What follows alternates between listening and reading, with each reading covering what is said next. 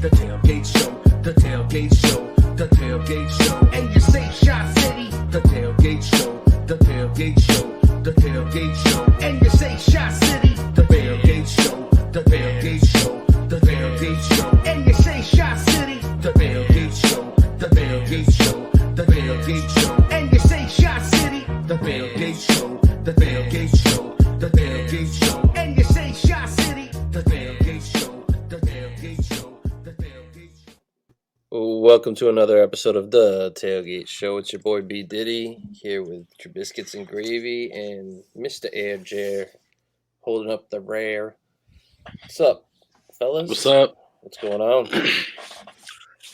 Flus got loose. The Flus got loose. So we are not live on video tonight, right, Jer? It says Correct. live. It says broadcasting, not recording. Yeah. That's the way it does. All right, we'll find out we're on video tomorrow. No, but we're just doing a pod form tonight. Gonna kind of chop it up about this interview Matt Eberflus had with Chris Collinsworth, which at first I was like kind of, Coach Speak 101. No, I didn't even go into it. I this is before I even listened to it. I'm like, this offseason has been kind of brutal. This is just gonna be another coach talk type thing. And I was Right. like, but I haven't heard much from it. Like this could be good. Whatever. I gave it a shot. Man, I was impressed. Like it, and it's not like not every coach that comes in here. I'm not like trying to find something positive to cheer about, right? But it's a different vibe. So I'm not going to get into all my takes because I have a lot of them. I'm going to pass it around. But to kind of start it off, the one thing that kind of stuck out to me, and it's a little thing and it doesn't mean shit until we see it on the field. But remember all the whys? Yeah. He came out and said, "We're gonna find out how." Like we're Went from wise to hows. well, his vibe's different. It's not just, and he'll admit Absolutely. it. He'll admit when it's coach speak. You know what I mean? Like he's been in the league 30 years. Like he's old school. But Biscuits, I'll throw it to you, man, because I don't want to cut everybody off here on it. What were your takes out of it? I mean, listen to him. I think, to me, he came off way more confident in an offense that he really even hasn't seen yet. I mean, he knows the basis of what that offense is going to be, but he seemed way more confident when speaking about the offense than Matt Nagy ever did in the last 3 years here. Yeah, he really believes in Getsy, doesn't he? Sure does, yeah. Singled out a couple coaches, the offensive line coach he mentioned as well, that they have a plan up front for them.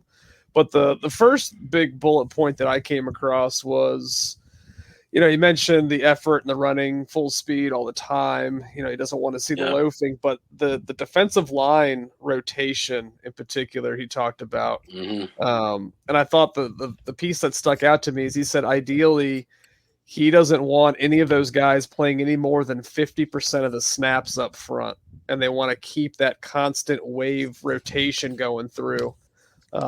Travis Smith, defensive line coach, disciple of Marinelli, spoke about how he thinks that he understands that necessity to kind of have that wave and keep guys fresh. So that was the first thing that stuck out to me. That was a big one. In my opinion, he talked about how they actually score it and how you can tell if a guy's loafing from sudden changes of speed.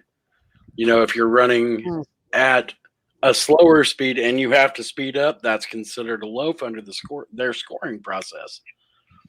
And it's a great tool. I see what it's supposed to do. It's supposed to get everybody geared to going full speed all the time and not having reservations. That's something we didn't see last year. We had guys making mental mistakes because they're not going full speed and not being instinctual. Yeah. They're loafing. So, and that's also a good reason as to why you won't see some of the older guys probably make it onto this team, because in order to teach that philosophy, you've got to in my opinion, I would think you'd have to get them fairly younger guys that are willing to buy into it. I think you have a harder time selling that to a 32, 33-year-old offensive, defensive player that's been in the league for X amount of years. So that was the big thing that I really took away. And kind of to play off what you're saying, Jay, that there was a point in the interview where he brought up like how excited he is to be able to be involved in all facets of the team because I think he really wants to get his image and philosophy across to every single facet of this team. Like we saw what he did in Indy with his defense. He wants that to be the vibe of the whole team. So he understands that he's at a place where he's going to let his offensive coordinator and defensive coordinator run things because he wants to. He wants to have every player feel that presence and that vibe of what he's trying to do. That's a mature, been in the league 30 years. Yeah, you know, he talks about how he turned down a scholarship in order to walk on at a different school because it just felt better, right? Yeah. That's a guy that's not afraid of work. That's a guy that's like, I'll prove it to you, and I'm going to show you that I can do it. And then in the next semester, what is he? He's on the team. He's got a full ride. Ends up being a captain of that team. You know? Yeah. That's the kind of leadership that you just can't really, quote unquote, coach, you know? But as a coach, you can come from a place where it's like, look, I had to work my ass off to get here, you know, just to have that chance. And if that isn't contagious, if players can't adapt and love that story just a little bit, and maybe they aren't the players for this team. You know what I'm saying? I do, but at the same time, like Matt Nagy could have done the same thing with he went from realtor to shoe salesman to realtor to, you know what I mean? The journey thing, I think they do all have. But yeah, you're right, Jay. 30 years in the league too. I think Collinsworth actually did a really good job with this interview because he got to like where Eberflus came from, got him real comfortable to at the end of it where he feels this team's going. So it was a really well done interview. Collinsworth has that ex-player vibes. The guys do feel comfortable. Well, he's a guy that he's talked to for 10 years. He said that too. Right. I can't stand the dude announcing games. It annoys the shit out of me. But like he did a hell of an interview. Yeah, he did a good. Yeah, he really did. He didn't ask him the basic generic questions. I thought he dug deep on a couple really good points. Seemed to have a pretty keen understanding of where the shortcomings were on this roster. But I think what Diddy said, that having that oversight on the whole team is something, again, not that Matt Nagy has not worked hard. I'm sure he has. But just that the oversight on all three phases, not just focusing on one single phase of the game. I think we've all kind of wanted that real true head coach. So I think that's what we're kind of going to get from him. Just fast and physical. He's repeated now how many times? Yep. You know, we had the speed, but did we ever utilize that speed, particularly on offense? No. So I think it's a complete 180 from what we've seen these last 4 years. Right. And go ahead. Sorry, Jay. I mean, we talked about like me personally, I can't speak for you guys, but I wanted somebody to come in here with a vision and implement it, and he's doing that. He wants his whole team to be that vibe that his defense is. And it's authentic. Yeah, it's coach and GM marching in step. This is what it looks like, people. This is not what we've seen in the last 5 years. Early. It's early, but yes, so far this is what it looks like. Even to an ugly point where we don't even have 54 players. I mean, I think we got 54 players right now. Something like that. Yeah, with the recent signings, I think that's correct. I think the biggest thing for me is, I mean, I do think, I don't know if there was ever a point in time in the Nagy Pace relationship where maybe that was sort of, frayed. I mean, I think as underwhelming as it ended up being, I still, there was never a point in time where we were, 2-14, 3-13, a complete dumpster fire. I mean, we all tend to kind of overreact a little bit. I think they worked in lockstep together. Their plan didn't end up obviously panning out, but to me, it goes back to what Pulls and Eberflus are bringing here. I think you look across the league at the most successful teams. They're fast, they're physical, and they're tough. Just 3 traits that we absolutely lacked. Everything was more about finesse and I don't know. With the exception of a couple of players, yes. Yeah. Yeah, I mean, how many times did we ever really come off as being the more physical team in a game? Very, very rarely under Matt. Well, I mean, and, Chris Defensively in Long, 18 all day. Well, yeah, with Vic, right? Chris Long Yeah. even called it out though. He said, "You guys were never going to beat us because we were more physical. We were going to take. You guys were not physical enough to move forward." Yeah. So, Couple other things I picked up in that interview. He even got him to talk about the Josh McDaniels awkwardness and that whole fiasco when Yeah. McDaniels got the Colts job and they ended up holding him over.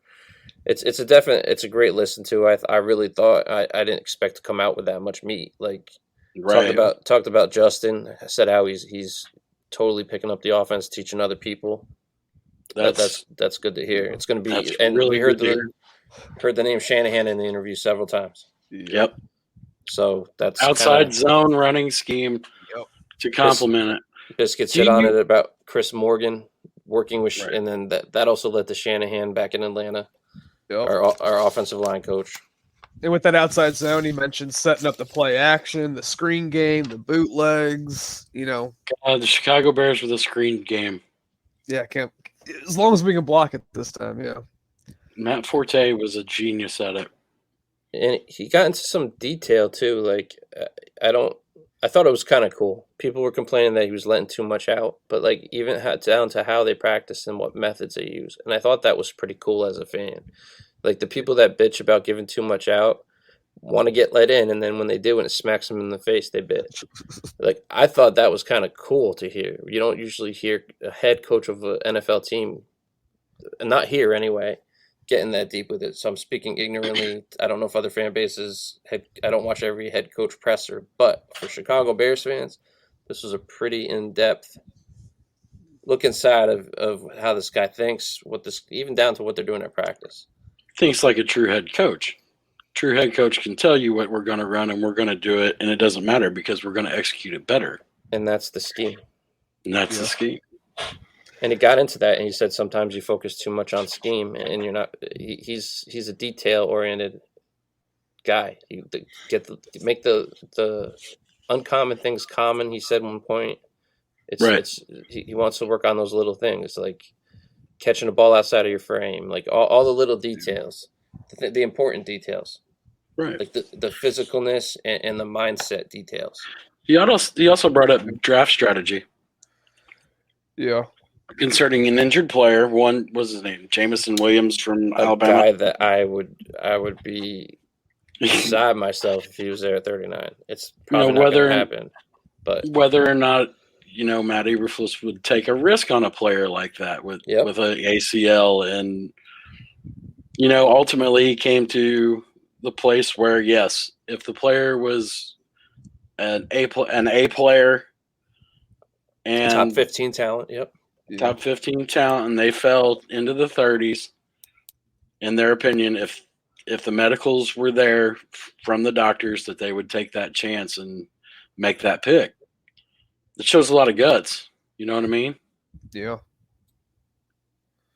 And all the people that I've heard that criticized the interview said, well, he probably shouldn't have said what positions are deep in the draft. Because that's gonna. It's common knowledge. Come on, wide receiver. You act like all other 31 teams don't have NFL scouting departments that know exactly which positions this draft is deep in. But he mentioned wide receiver, offensive line, defensive back, which again, pretty obvious. I don't think he gave away, to me, a whole lot. To where I think we're going to have some sort of competitive disadvantage. I think that's a bunch of nonsense. Go ahead, Diddy. Yeah, no, I think another thing that he hit on the draft was kind of, and I really didn't think about it this way, but he said that it's a very deep draft, but COVID has a role to play in that because guys stayed. Yeah, good call. Yeah. So that is good because now we might get some real dudes where we're picking. And he mentioned 3, right? He said wants to come away with 3 starters, 3 potential starters in the first 71 picks. And he also said that he feels that the team's in a place where they can draft for best player available. But Well, I'm he glad you said brought that up. Yeah. he said they filled things in free agency, but also even in the spots where there is need, they feel that they can still fill those needs with the best player available. So that means that. Wow. So I think that might have been the most coach speak that he gave during that interview. I don't know about you guys, but I'm one of the ones that I'm okay with their approach this offseason being conservative in free agency. But I also don't think you can really sit here and say that based on what they've done, that they're open to best player available at any position. I think there are still several positions that you really need to key in on at the top of your draft board, in my opinion. Give me a few.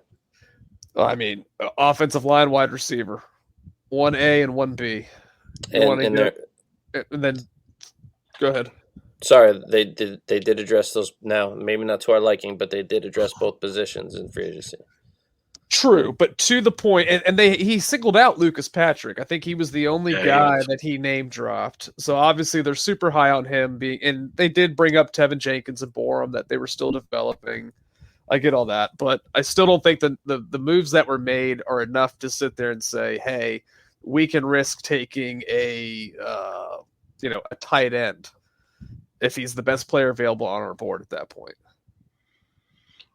Well, I think the lack of roster also gives you the ability to just say we can take the best player available because we don't have enough players on the roster. True, but I think you also have to balance.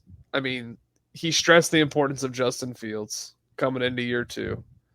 I think you also have to balance that with what would be best for him and his growth as well. Because ultimately, that's also going to be best for the team. So, I think we've talked about it a little bit, but, what do you do? You have to do you just try to accrue more draft picks like you say? Do you sacrifice the 39th or the 48th pick? I'm more inclined to try to trade that 48th pick so you can get into the 4th and 5th. Me personally, obviously there's a lot of variables that play into it. What does your board look like when you get to pick 39? Is there another team to dance with to trade back on? What are you acquiring at that point? How far are you coming back relative to what the top of your draft board looks like? Me personally, I would not complain at all if they traded back off of both of those picks. But one or the other, yes, I would say, Jerry, I'm with you. I would say if we can move off of the second pick in the second round and move down, ideally that would be a lot better. It just so many variables. Just depends on what the draft board looks like at that point when we come up at 39. Exactly. I was just kind of spitballing there since we were talking about draft and draft picks. Hopefully Brian didn't completely run off, but he probably you also have the question too is at the top of your draft board, if you have, let's say, 4 or 5 wide receivers that are all graded right about the same. Right. Or not even just wide receivers. Let's say you have 6 to 7 guys that are all graded the same, and you can move back, 4, 5, 6 slots at that point. You can you're going to get one of those guys. And if we can pick up maybe, a 4th, I don't know if you're trading back, in the second and picking up a 3rd, probably unlikely, but a 4th. I just think, like you said, Pony, there's so many holes on this roster to fill. The undrafted free agency market is going to be a very important thing for the Bears this year, just to fill out the roster. Yes, sorry, when you guys start the top, so you're the anti-trade back. So let's hear your point of view on this. My anti-trade back just happens to do with my time is precious, right? So if I'm sitting there on a Friday night and the Bears trade back, I'm like, I already missed the first round. Was useless to me. Like, at least use the first pick. Give me something to chew on. You know what I mean? Like, if we trade out of this, God forbid we trade out of the second. I don't think there's a scenario where they're trading back out of the second total. What if they get three thirds and they just find value in that or something crazy? I don't know. Who the hell knows, right? But trading 1 second for 3 thirds. See what I'm saying? Does though? any Like, team this year I have want- 3/3? Because I would actually might be inclined to take that. I guess it's just like how slow and methodical this offseason's gone. Like the draft gives me some anticipation.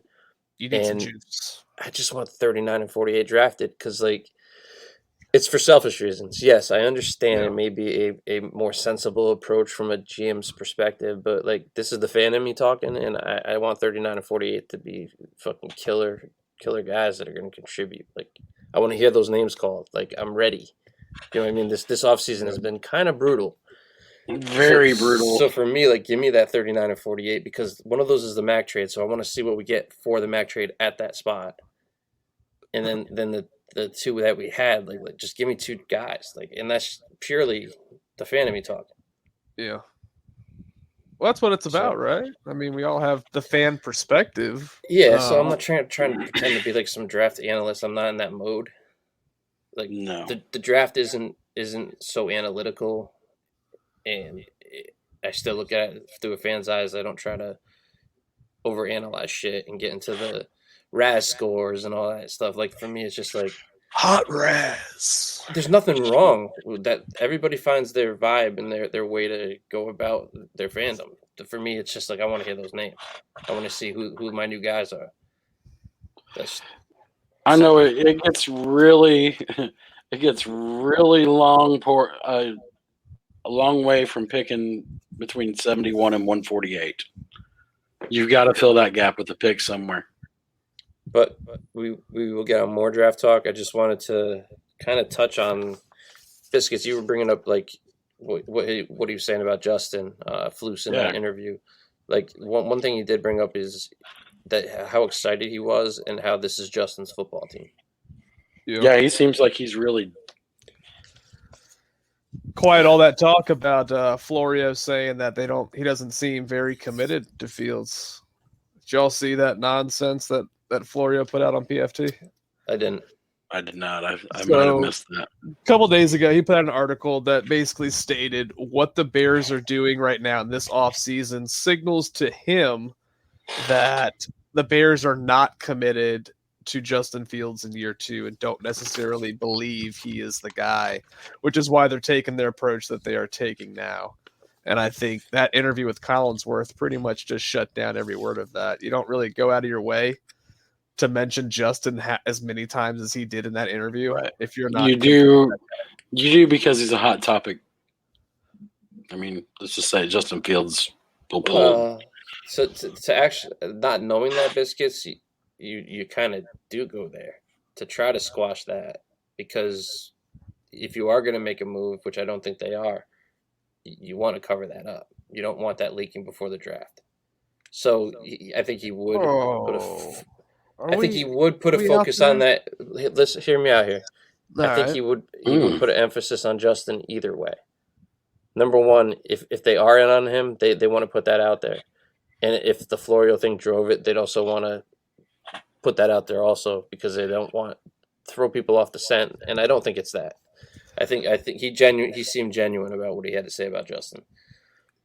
To me, it goes back to when they were doing the GM interviews. Do you think George went into that interview process saying, if I find the best candidate for this job and he does not believe in Justin Fields, it's not a deal breaker and I will still hire that guy? For me, I'd say no. I think so. I think they're committed to Justin. So when I kind of hear them now and what he has said about him, what Flus has said about him in the Collinsworth interview, to me, it just, I don't think there's any way these guys are sitting here today if they do not have the utmost belief in number one.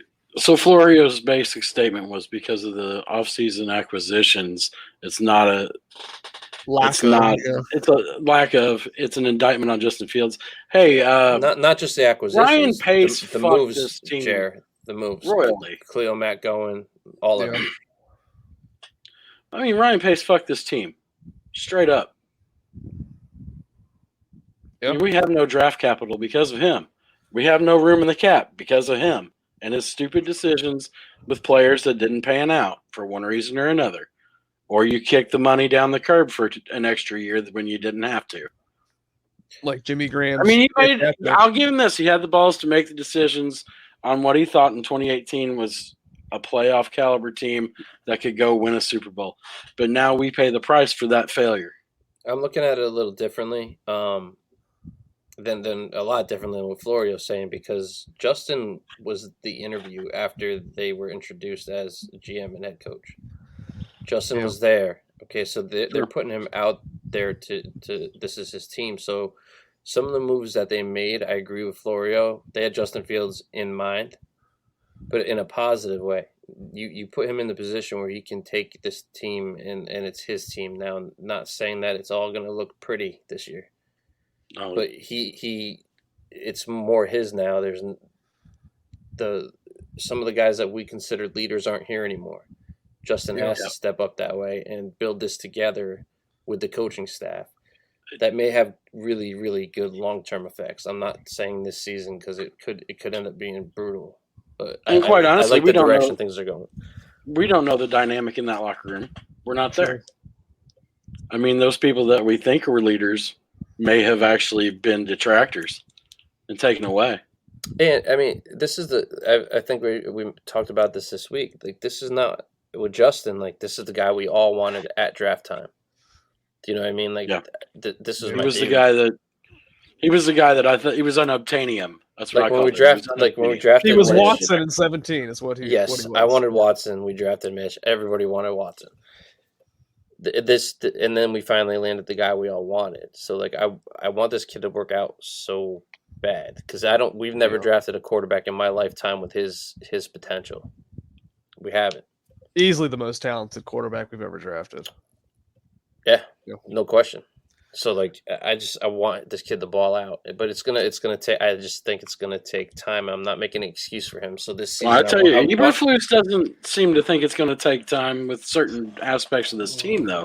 Do you think that Poles and Flus had analyzed some of the things that have gone on the last 2 years and said the biggest issue here, obviously talent is still not up to par with some of these legit contenders, but I think maybe they view that the scheme itself was just so fucking bad that that's going to make the biggest difference alone, just getting him out of that.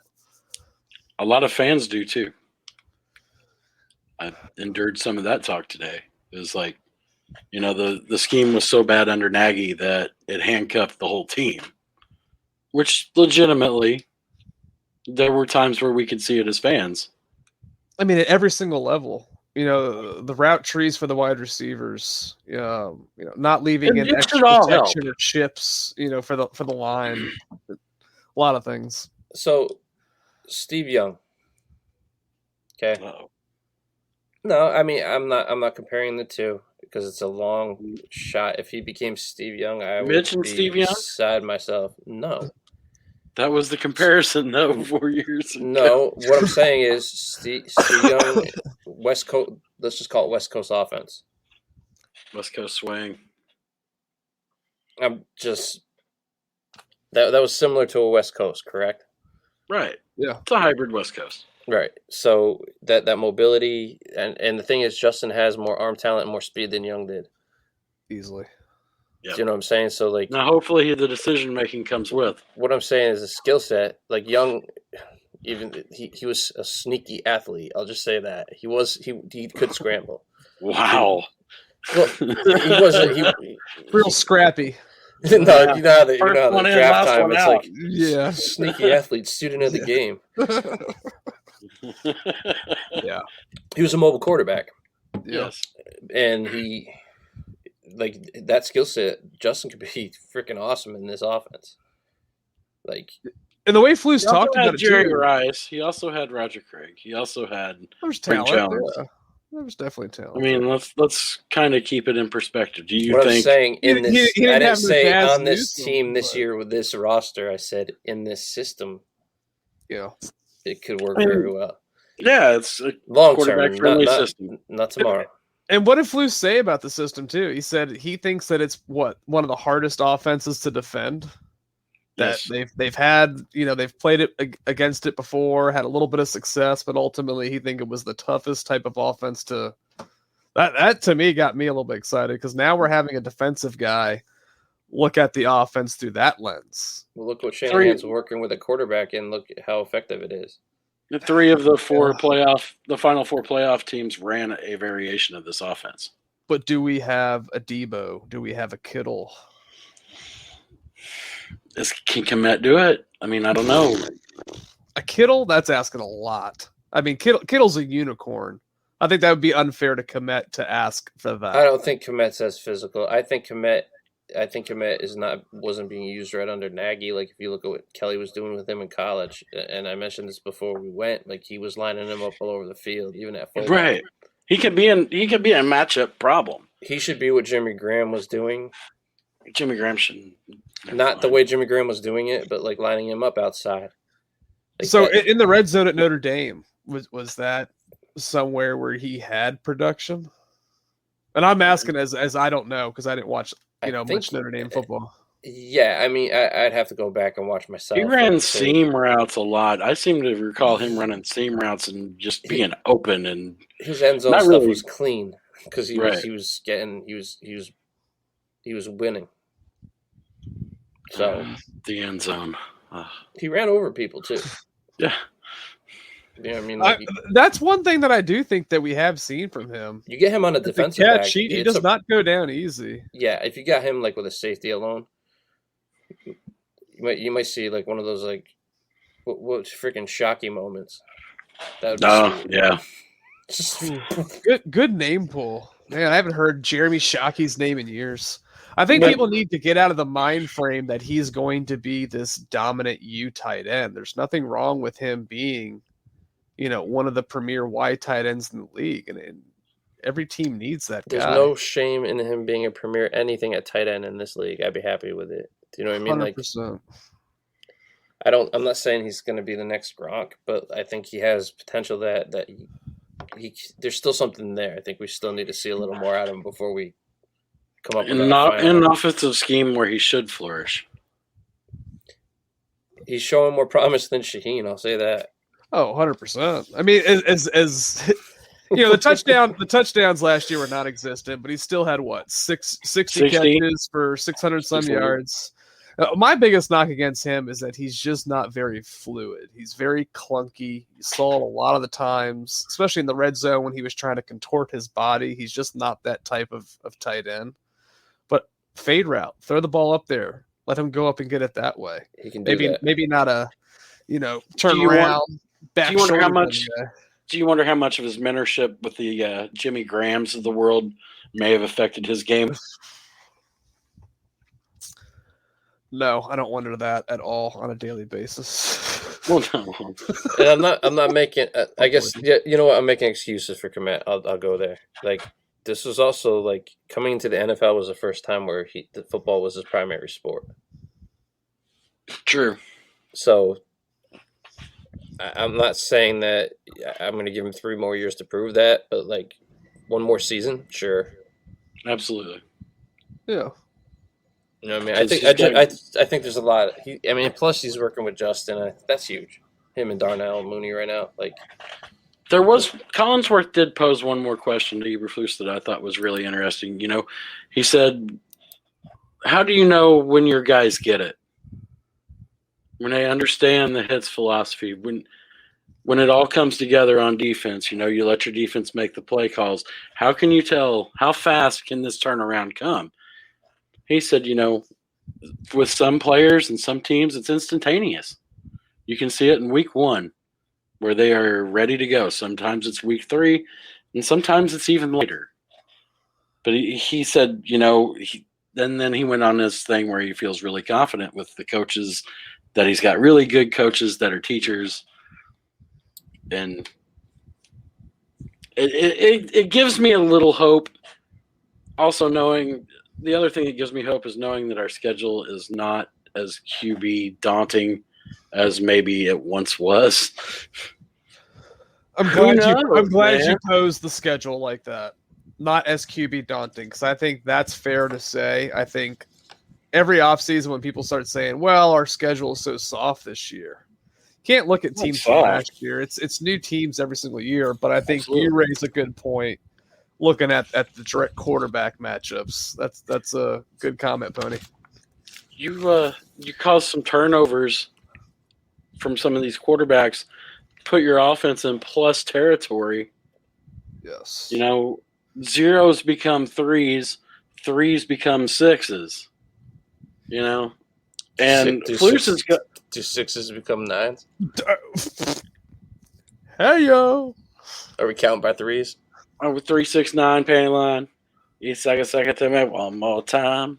No, the 639. Rey Mysterio. Get that audio drop. Lil Pony. No, Jared's right though. I said the Rey Mysterio thing wrong. But go ahead. 619 representing. I put a 639 in it, so maybe that's just adding 2 fingers to it. I don't know. Where are those fingers going? Quite everybody's like, what? I knew as soon as he said 2 fingers, I knew Pony was going to take the bait on that. I take low-hanging fruit. What can I say? But it was a great interview. It was cool absolutely cool to see that he's trying to establish what he's trying to establish, what his goals are. I really want to see it work. Like, this dude seems like a real football coach. He seems mature. He seems like he's been ready, waiting for this for 29 years. Think about that. Yep. He's had a plan in place for a long time. So, like, got to give this dude a chance. I'm not going to sit here and, like, I was very impressed with the way he came off. I was impressed with the love he gave Dallas and Jerry Jones and all those people, you know. He seems like a legit, genuine dude, not a bullshit artist, salesman. 100%. He's a football coach. Yes. Yeah. Like with Nagy, of course, any coach that comes in, you get excited about because you're a Bears fan. You want what's best for the team. But this felt legitimate. Like, it felt real. Like he's just a football dude. Like he's known how he's wanted to do it for a long time. Yep. So, like, yes, when you hear first time head coach, but the way these guys work, like he's been at DC for a while. Like he's been around some good coaches. Long time. Yeah. So coaches, like, I'm excited. Legit coaches now. Yeah, I'm not excited. Like, I don't feel like we're going to be a playoff team or anything crazy like that. But I'm excited to see this new vibe of my team. Like, playing physical, playing fast. It's going to be fun to see the direction and the fucking identity that our team's finally going to have. I want to see somebody punch somebody in the mouth on defense again. We just wanted to see an identity, bro. Good. That's a good pull, Diddy. Completely. Well, agree. you know, he's telling us what the identity of this team is. Yeah. Like, and we never got that out of Nagy. No, they were always looking for it. A directionless leader. Yes. From the top in pace. It was coach. Yep, it was refreshing as hell to me. I like Flus, man. Like, so far, right? It's early. We haven't seen how it plays out on the field, but like, he fucking killed the interview today. Yeah, I'd have to agree. Whenever it came out, was it yesterday? I don't know, but I watched it today. He fucking 1-0 in interviews. He's undefeated. And shout out Chris Ballard. Super classy move to call all those coaches and reassure them that they would have a job. And he talked a little bit about that, weathering the storm a little bit, and the sort of the uncomfortable change that they kind of had to go through. McDaniels failed and Wright coming in. You know, maybe when diversity or kind of hits, he'll be able to. I don't know. Something with Nagy, it just never felt like when things came up, like the double doink. It was like every situation like that, he just handled the wrong way. Crumbled. Yeah, it crumbled. I think there's sort of this weird, like, relaxed confidence that Flus gives off to me. And like Diddy said, it's still way early. This could be an absolute dumpster fire. To add to of a show. To cut you off and add to what you said, and I'll get back to you because I'll lose my thought.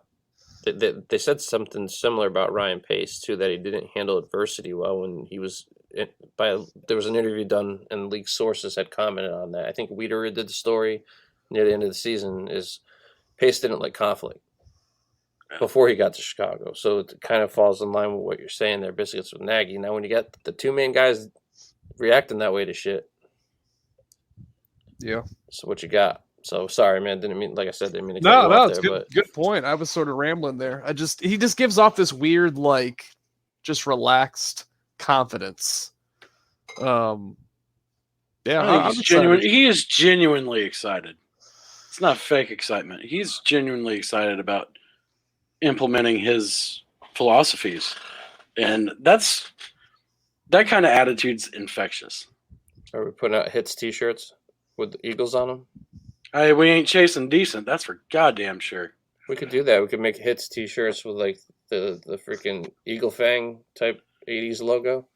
Yeah, Ooh, now you got me sold.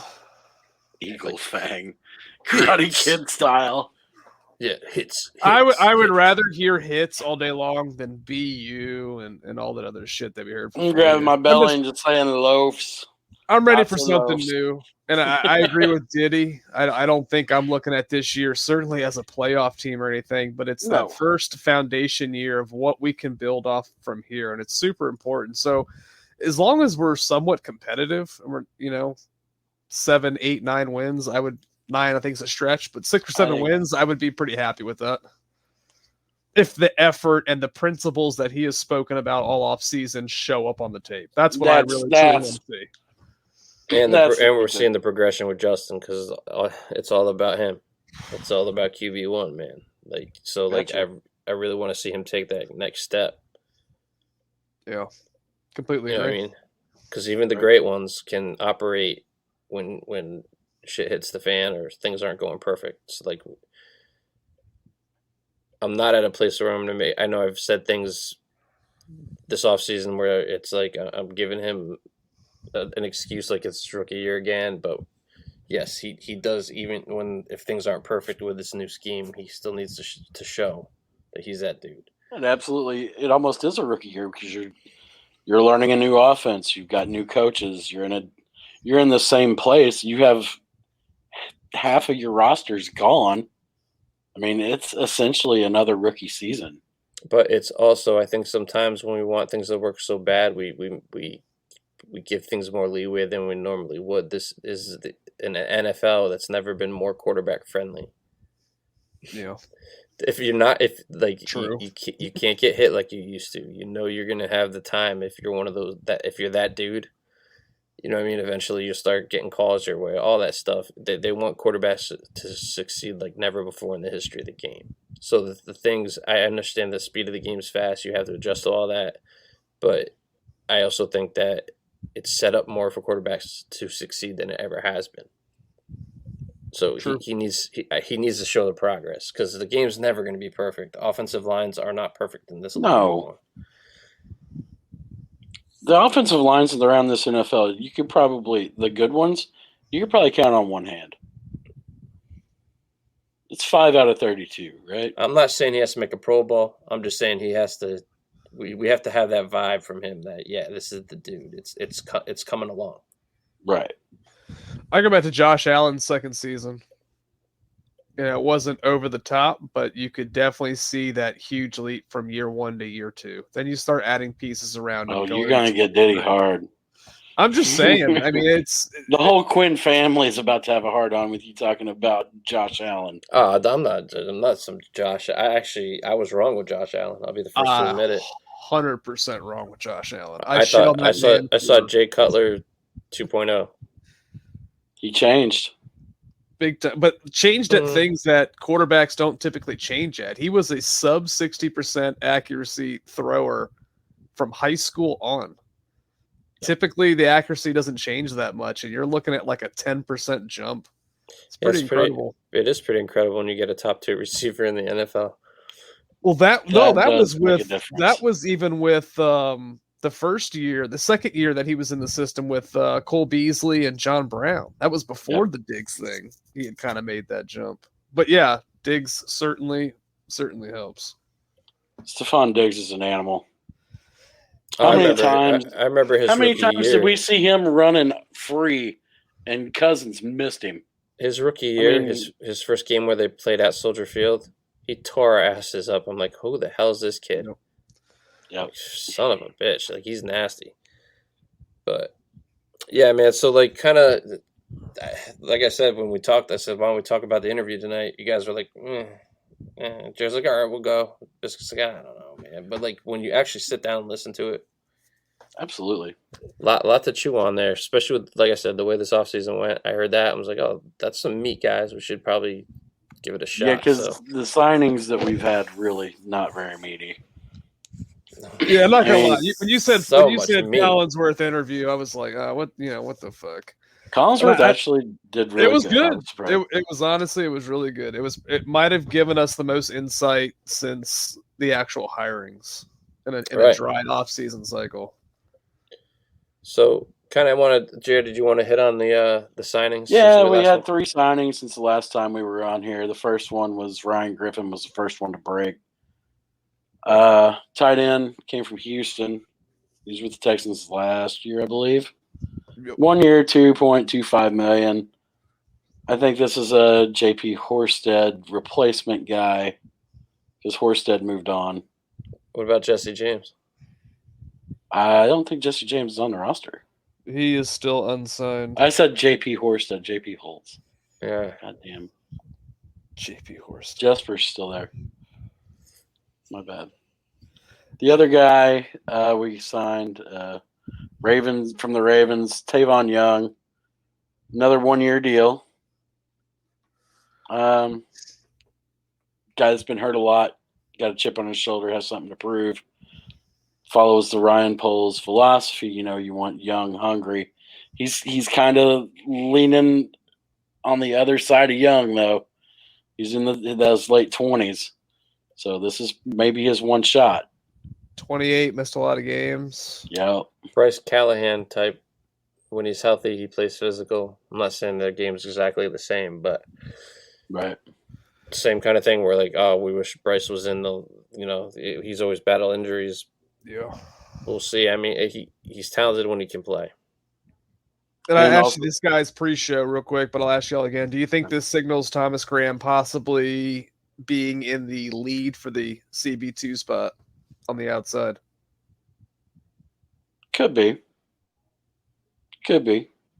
I mean, According it's to my kind of a wide open competition right now. I was going to talk about that, but I talked to some guys that have kind of inside scoop on the team, and there has been some discussion of Stephon Gilmore. So we'll see what happens there. But like, if that doesn't happen, yeah, maybe Graham will be trying it out What? there. Source? The fuck?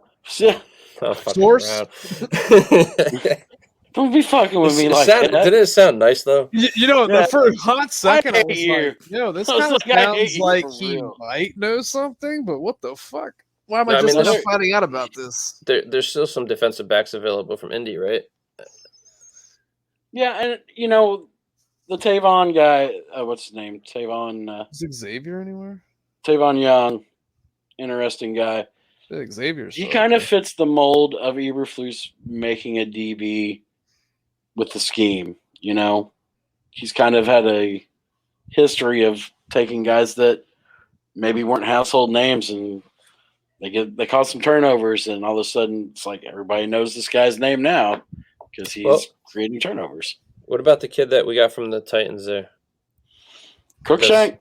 Now, do you think he has a skill set to play cornerback? Oh, absolutely. I mean, these guys are depth pieces.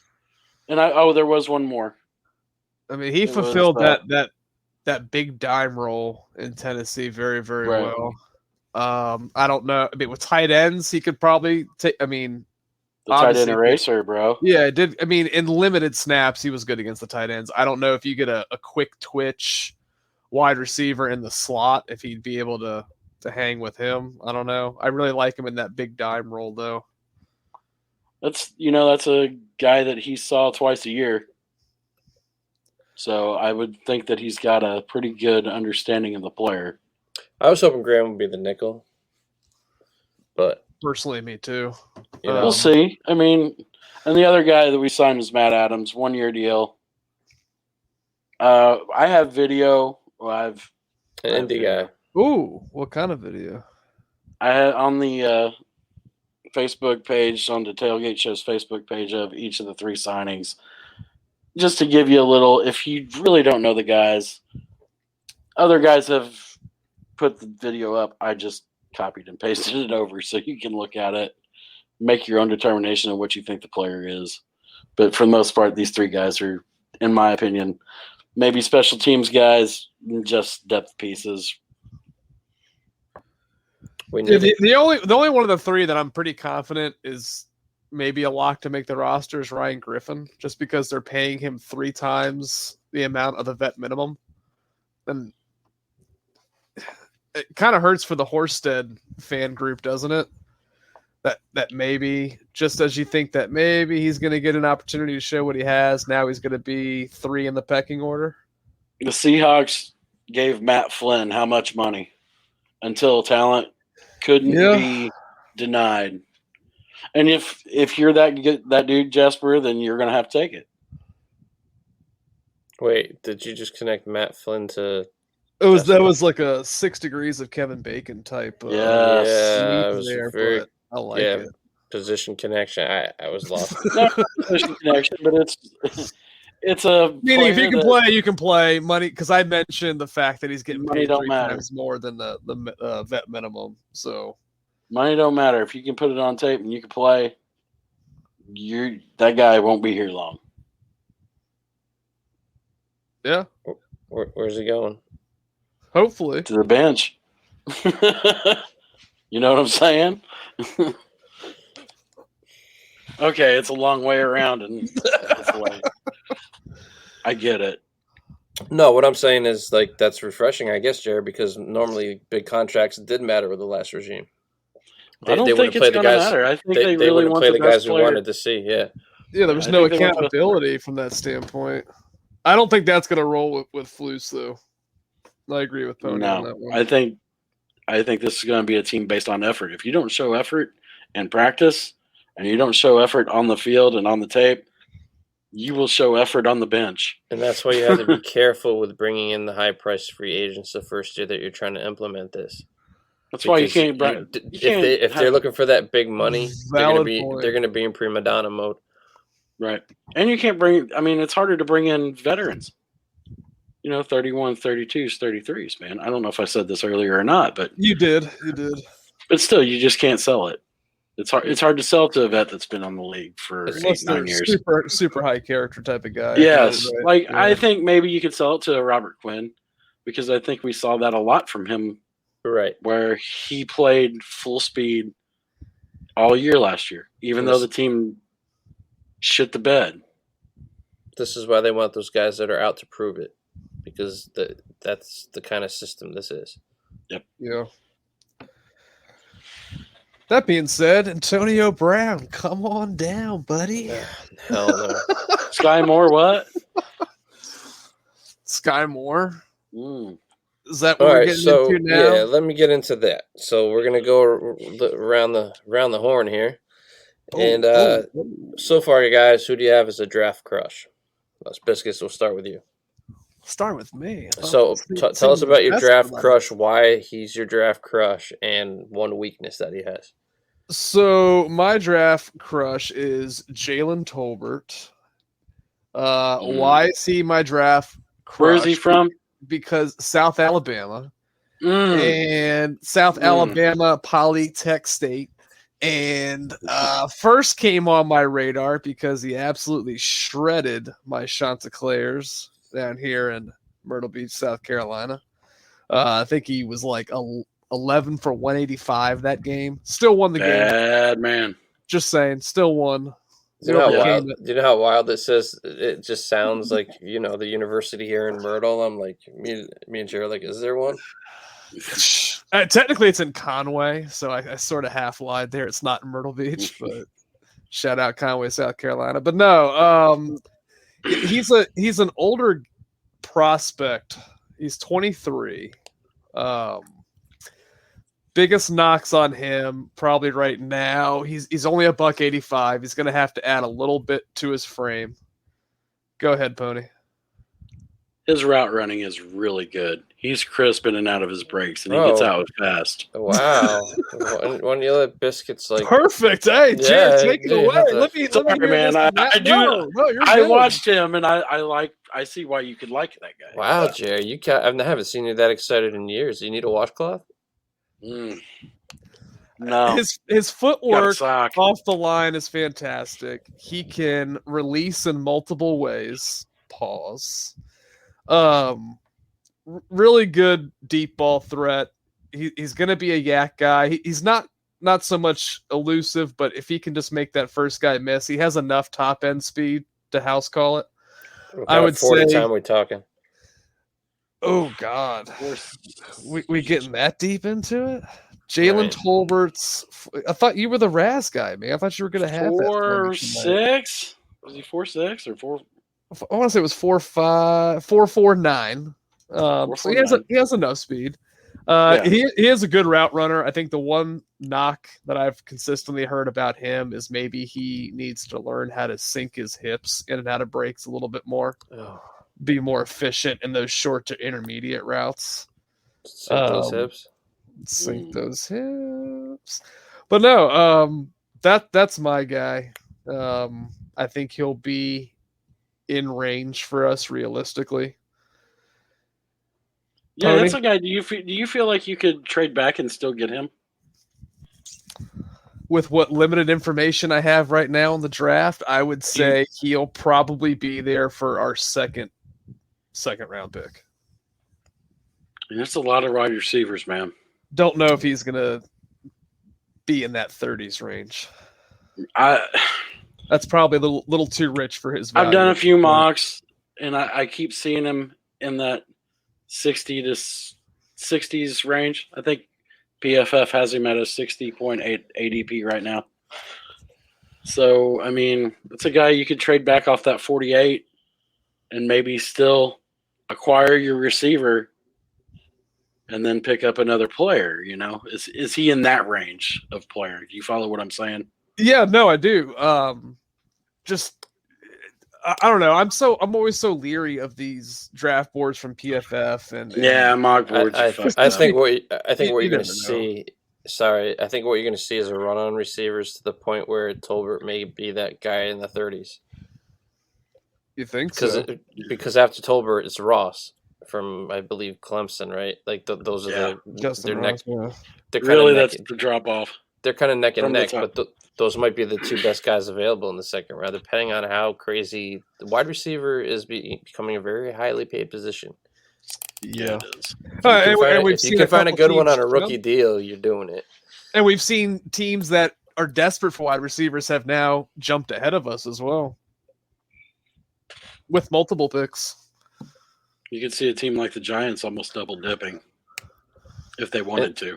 It's been frustrating because like I've been looking at receivers since probably like early December, and Drake London stuck out to me right away. And when I was looking at early mocks, he was nowhere near the first round. Right. And then things started heating up. People started now the focus changed, and all of a sudden he's the number one guy taken as a receiver. Yeah. So receiver is important, man. That I don't want to sound generic. Receivers are every position's important on the team, but like wide receivers are at a premium right now. I mean, so who's your draft coach? Look what the Jaguars paid for Kirk. Yeah, for a guy that's never had a 1,000-yard season. That's what I'm saying. They're in high demand right now. My pick, Jer, it's Kyle Hamilton. I mean, what else is there to say? I'm talking that's my guy, but in our range, I don't know if they're going to be in our range because of what I just said, but Christian Watson's been my. Yeah. I know he's kind of moving up, but like for the second round guys, he has held there for a while. He's been my number one receiver in the range that we're drafting. The only knock on him, like I love the speed. I like his height. Like he's got the things you can't coach. Yeah. He's got consistent speed, true speed as they call it. Inconsistent with the catching. Don't know much about the quarterback there. Didn't really look into it. I'm just the quarterback there last year. Inconsistencies with catching.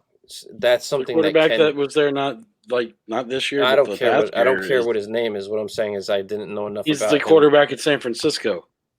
No, last college football season, Jerry. Yeah, I'm talking about his would have been his sophomore Yeah, he had year. he had Trey Lance. Yeah. Yeah. But no, I'm talking about recent the drop issues. I don't know that can be coached out, right? That if you have enough of a work ethic to get that out of you, you can jugs it up. Like you can get that out of your system. That's something that's correctable more so than the things that he brings to the table is worth the risk, is what I'm saying. Yeah, Jamar Chase was saddled with that same moniker coming Good in. pull. Devontae Right. Adams had drops his first couple of years in Green Bay. Yeah. But the other guy is Alec Pierce. I know you guys. Full screen him. No, I'm not. We're I'm not even going there. alive. No, I do like what he brings to the table.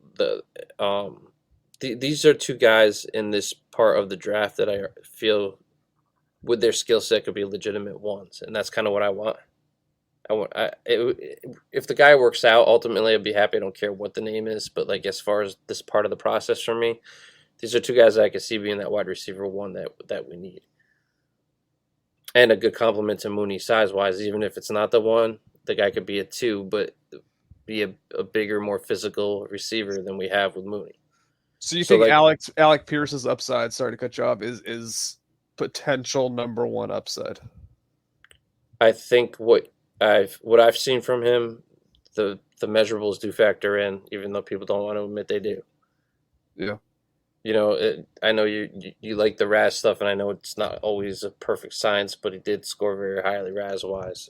All his measurables were good, very good actually.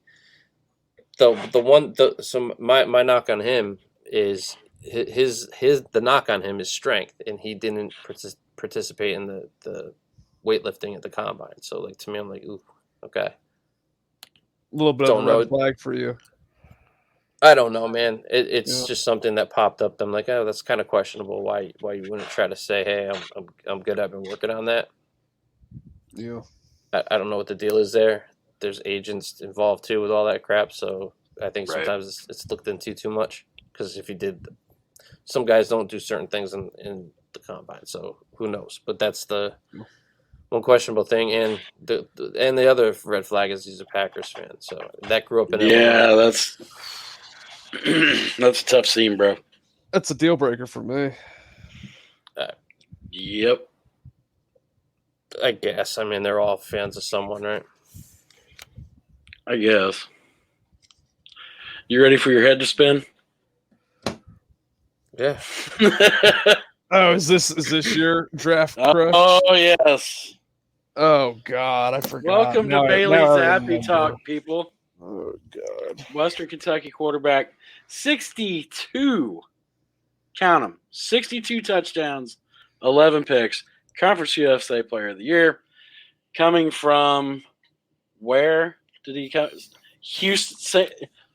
Transferring to Western Kentucky from I thought it was Houston College in the major Houston, but it was a different Houston College.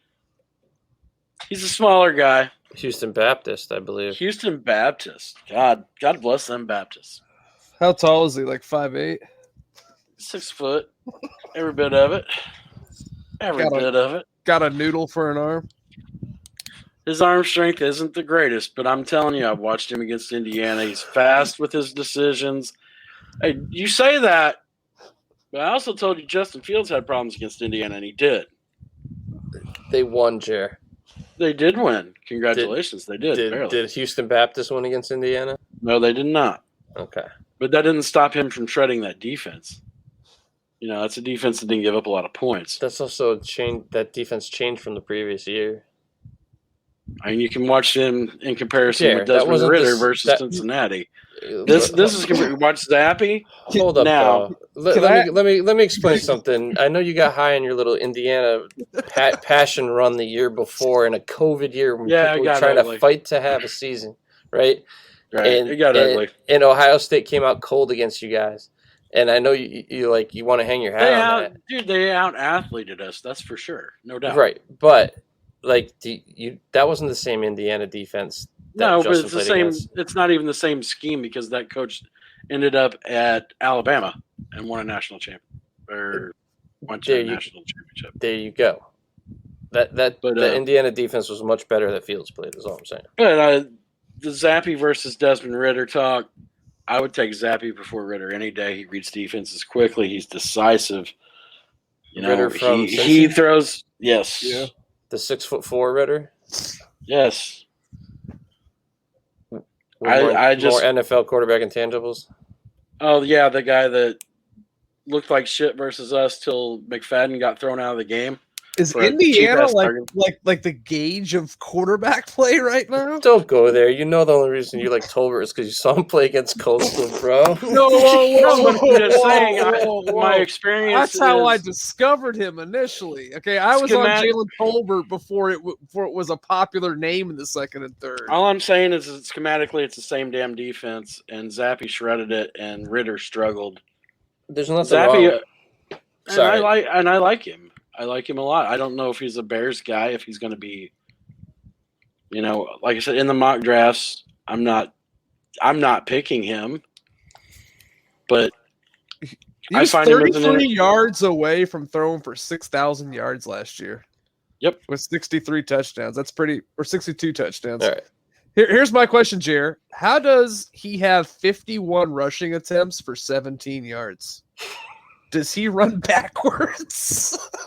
Yeah, probably sacks. It'd probably be where the problem is there. Biscuits, you don't understand. It's like Barry Sanders, but he just can't get past the line of scrimmage. He averages 0.3 rushing yards per attempt. That might be more than Tom Brady. Oh.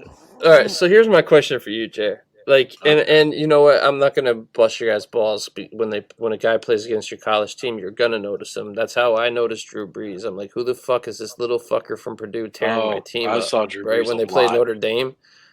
Like, I was like, holy fuck, this kid is nasty. But that's kind of my question for you, Jay. Like, he is short, right? And you can get away with short when there's if you're mobile. He's got a good pocket presence. No, I'm not saying that. I wouldn't say mobile, Jer. He's 51 rushes for 17 yards. Pocket presence.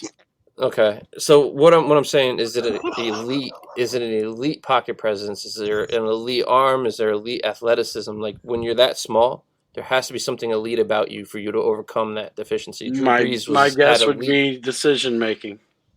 His ability to read, and he can make a decision quickly and not get himself in trouble.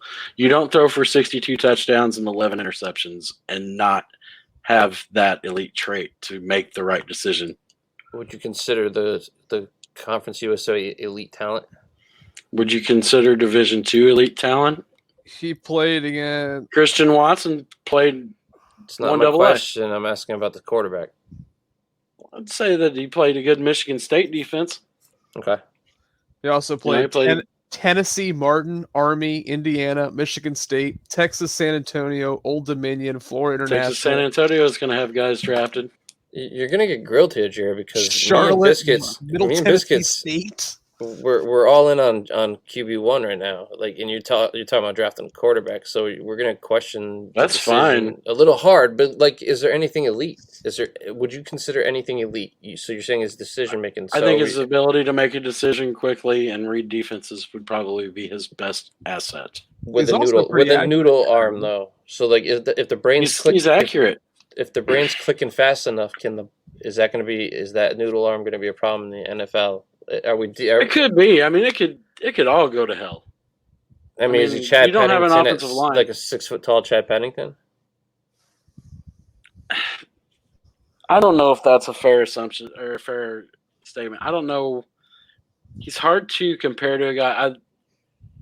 I mean, you want to say smaller guy, you want to say Drew Brees, but you know who he reminds me of a little bit. I'll be honest with you. I only watched Jer. Just a few things on him, but he reminds me of Taylor Heineke for the Washington Commanders. About the same size, 6'1". I don't know if he runs the ball as well as Heineke. He doesn't, but his arm strength wise, I mean, Heineke he's not a horrible decision maker, but some of those throws he's just super, super late to, just because of his arm strength. I'm just saying, if you could pick up a quarterback late to develop, do you really want Nick Foles hanging around? I think they've will be. signaled. Yeah, I think they've signaled with the Simeon signing that's maybe he's a that might be it. one. Hopefully, will be post June. I was gonna say hopefully Yeah. draft day would be nice. I It'd would be nice love to get that. some draft capital for him, Even but if I don't it's a think fourth you're gonna. rounder. Shit, yeah. What did we give for him? A sixth? Fifth, maybe. That was a fourth rounder. Possibly. We're not getting a fourth rounder for him.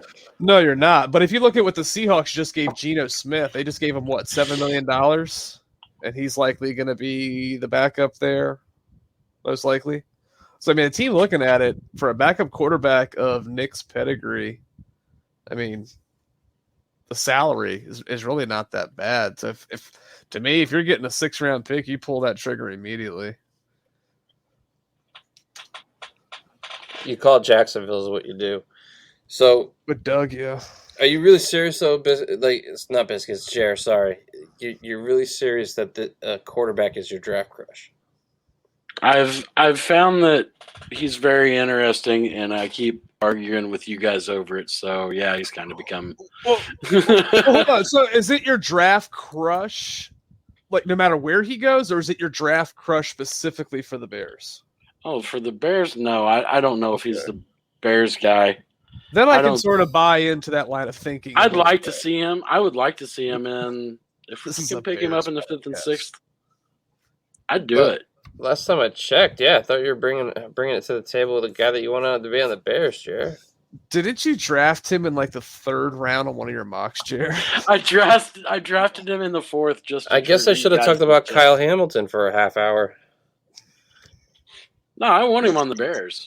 I want Kyle Hamilton on the Bears too. But who's Get your his car draft crush? stolen, and Trevor Simeon gets his car stolen, and he gets his job stolen. That'd be great. It's okay if you say the same name I already said. Who's your draft crush for the Bears? I keep getting Jalen Petrie a lot, and I can see why people like him. 6'1", safety, could play corner Is it safety too. or cornerback? Yeah, he can play both. He's athletic, big time player in the Big 12 championship game. Makes some big plays. It's a guy that you could probably plug and play right now, and he'll start. Now, does he have problems? Sure, his hips aren't the best, but Well, it's a guy. That's a guy you can. That's a guy you could roll with and put him opposite. He might be your enforcer. You know what we say here around draft time: the hips don't lie. No, it's all in the hips. Right. I mean, Yeah. Biscuits was Get talking off about of me, you weirdo! Biscuits was talking about sinking hips earlier. Hey, So you break down the tape as hard as I do, you see those things, okay? right. Well, guys, I didn't break shit down. we didn't think we could pull it off and get a show in here, but I think we did our thing, man. I don't disagree. I mean, it went because it kind of like once I heard that interview, I'm like, you know what? We finally have some actual meat, like some shit to expand on what the direction this team is. I think it was probably the best content I've seen all off season so far. Is that interview? Yeah. No, I had kind of poo-pooed it until you were adamant about it in the thread. I was like, all right, you know what? Let me throw it on. First, like 5-6 minutes, I was like, all right, this is gonna give me a little bit more than what I was definitely expecting. I mean, like you said, it was great content. It's great to actually talk about something positive with this team. And real. Right. That's real now. No, no. Instead of just talking about Twitter BS and like, no, I don't just know like what you speak of. the dumb takes and Yeah, we don't want to bullshit. hear things about dirt bikes and no helmets. Nope, we're good. Paul. I hate you guys. It's just what happens when you let your drunk uncle run the account. Sometimes you realize you are the cousin Eddie. Yeah, we really shouldn't have let AA run the account page. Oh, don't Just- don't No, don't, really- don't, he really no. went out there. That's with not him. don't That's put not- that evil on him. Nah, but we're gonna have a surprise guest too after the draft, so definitely stay tuned for that. Appreciate everybody listening. Definitely Hey, check the socials, man.